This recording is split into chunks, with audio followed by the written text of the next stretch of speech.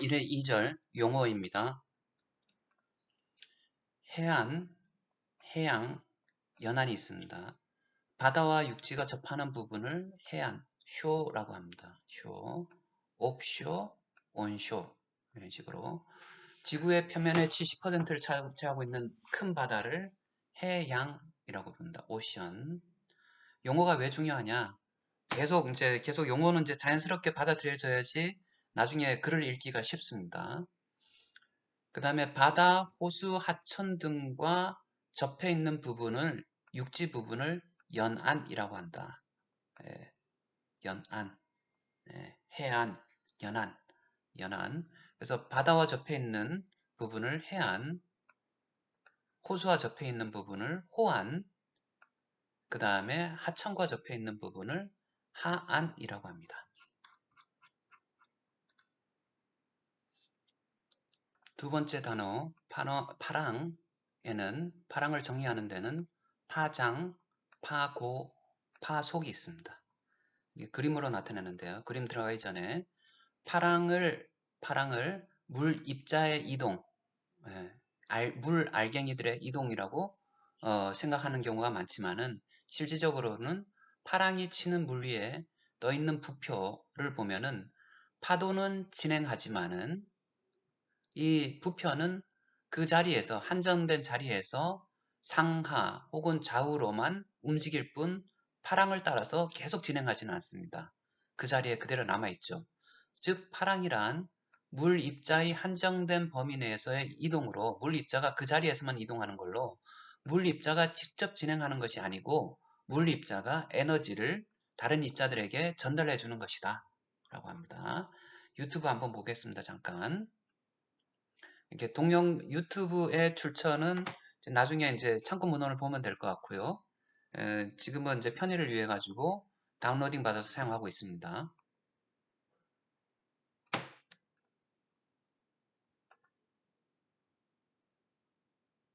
물 입자가 위에 있는 것이 제자리에서만 이렇게 움직이죠. 원 운동 혹은 타원 운동. 지금은 심해파기 때문에 밑에 마찰력의 영향을 안 받기 때문에 그대로 원형 운동을 하게 되지만은 밑에 마찰력의 영향을 받는다든가 할 경우에는 타원 운동을 하게 됩니다. 파도는 계속 파랑은 진행하지만은 이 물 입자는 그대로 제자리에서만 이 원 궤도 운동을 하고 있습니다. 이렇게 파랑은 계속 진행하지만은 입자는 제자리에서만 움직이고 있다는 것을 알 수가 있습니다. 그래서 입자가 따라서 움직인다라고 생각하는 것은 아니고 에너지가 계속 전파되는데 그 에너지를 전파하는 매개체 역할을 할 뿐입니다.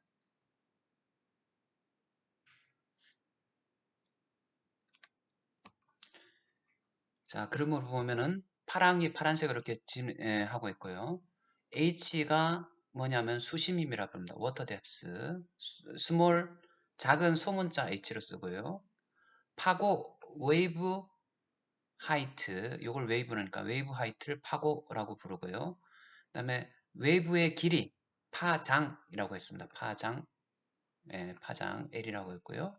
그다음에 파의 속도 C, 파속입니다. velocity 혹은 celerity이라고 부르는 건데 옛날에는 속도 V 대신에 C자를 많이 쓴 것 같습니다.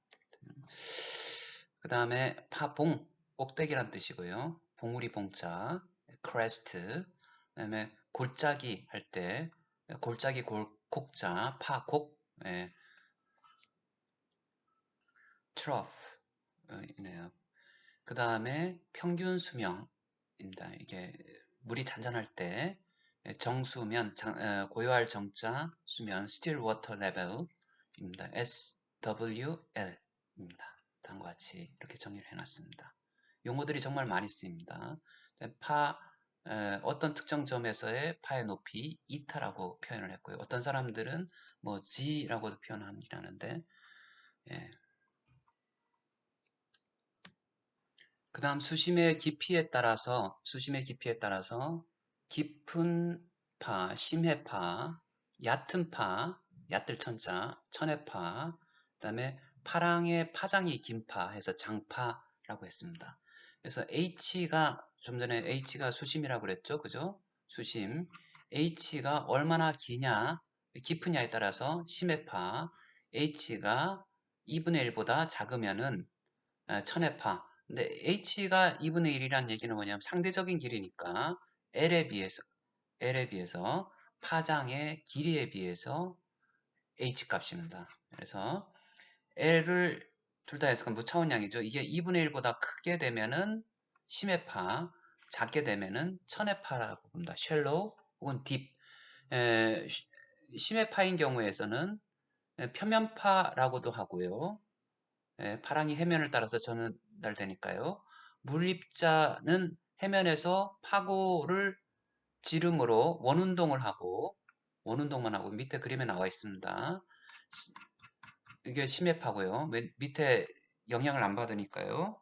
천해파 같은 경우는 밑에 영향을 받으니까 마찰의 영향을 받으니까 타원형 운동을 합니다. 심해파는 원형 운동을 하고요.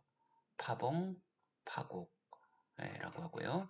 그 다음에 파의 그게 L 값이 파장 값이 무지하게 길다. 너무 길어가지고 이게 20분의 1보다도 작다. 그러니까 L 값이 무척하게 엄청 길다. L 값이란 것은 파의 파장 길이라고 했을 때 파장이 엄청 길다라고 하면은 장파라고 합니다. 파가 파장이 길다라는 얘기죠. 수심이 매우 상대적으로 낮은 파랑을 말한다. 천해파. 그 다음에 파가 진행하느냐 아니면 가만히 그 자리에 있느냐에 따라서 사실은 가만히 있는 파는 없지만 눈 보기가 겉보기가 가만히 있는 것처럼 보이는 겁니다. 그래서 진행파와 스탠딩 웨이브 우리는 정상파라 혹은 중복파의 개념입니다. 파가 일정한 방향으로 진행하는 파를 프로그레시브 웨이브 해면파는 진행파이다. 어, 경로에 따라서 매질이 달라지면 반사와 굴절이 발생한다. 그거요. 중복파 혹은 정상파란 것은 겹쳐서 생기는 파입니다. 우리가 구조동력학에서 얘기하는 모드 형상은 밑에 건물이 이렇게 있을 경우에 파랑이 밑에서 위로 밑에서 흔들렸으니까 전파해가지고 위에서 부딪혔으니까 더 이상 나가지 않고 다시 반사돼서 여기서 다시 밖으로 방사되지 못하고 여기서 다시 또 부딪혀서 반사되고 그래서 파가 거기 구조물 건물 안에 갇혀 있다 보니까 중복됩니다. 반사되는 파하고 진행되는 파가 겹쳐서 생기는 파를 정상파라고 부르고 이게 한 예로서 모드 형상도 모드 쉐입도 중복파의 일종입니다. 중복파는 파봉과 파곡이 동일한 위치에서 발생하므로 파형은 진행하지 않는 것처럼 보이는 거죠. 진행하지 않는다라고도 얘기할 수 있고요. 겉보기가 진행하지 않습니다. 그래서 UCLA 피직스 랩 유튜브를 잠깐 보겠습니다. 진행하는 파, 이 사람이 움직여주고 있고 떨고 있고 파가 어떻게 진행되는지 요거는 가운데 점에서 이렇게 모드 영상 2차 모드처럼 보이죠? 한번 보겠습니다. Standing waves are a result of reflection and interference. As I send a single pulse down to this fixed end, you can see that it reflects upside down on itself. If I send a rhythmic pulse, it reflects on itself. This is the fundamental mode. 리드미코 Sending the 어떤 pulse 특정 at 진동수를 twice the 흔들어준다는 얘기죠. frequency 그죠? 이게 모드 results 영상입니다. in the second harmonic. If I triple the frequency, I get the third harmonic.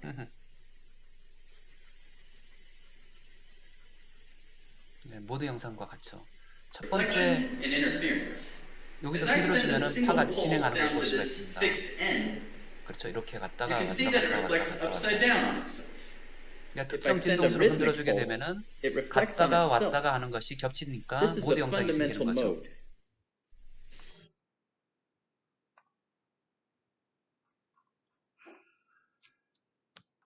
그리고 불규칙파와 규칙파입니다. 실제 바다의 파랑은 그 파형이 일정하지 않고 시시각각 그 형상이 변하고 파고, 주기, 진행 방향 등이 모두 일정하지 않다. 시시각각 변한다. 자연의 현상이란 것은 시시각각 변합니다. 무조건적으로. 그래서 불규칙파입니다. 하지만은 이거를 실질적으로 설계에 사용하고 이론적으로 검토하기 위해서는 불규칙파는 너무 어렵기 때문에 파고와 주기가 일정하고 일정한 방향으로 일정한 속도로 전파한다라고 가정을 하고 이러한 파랑을 규칙파라고 합니다. 예, 자연의 원리는 다 비슷합니다. 재행, 무상, 불교에서의 모든 것들이 일정한 상이 있는 것은 아니다라는 뜻이죠. 그 다음 미소 진폭파와 진폭이 작다라는 얘기죠. 유한 진폭파, 진폭을 미소하게 보지 않고 어떤 특정한 크기를 가지고 있다라고 보는 겁니다. 미소 진폭이 작기 때문에 이것은 상대적으로 선형 고동을 한다. 그래서 선형파 이론으로 가능하고요. 이건 진폭이 크기 때문에 선형 이론으로 안 되기 때문에 비선형파 이론이라고 합니다. 이제 규칙파를 취급할 때 앞에서 규칙파를 취급할 때 파고가 파고가 수심에 비해서 매우 작을 때 이 파의 경사란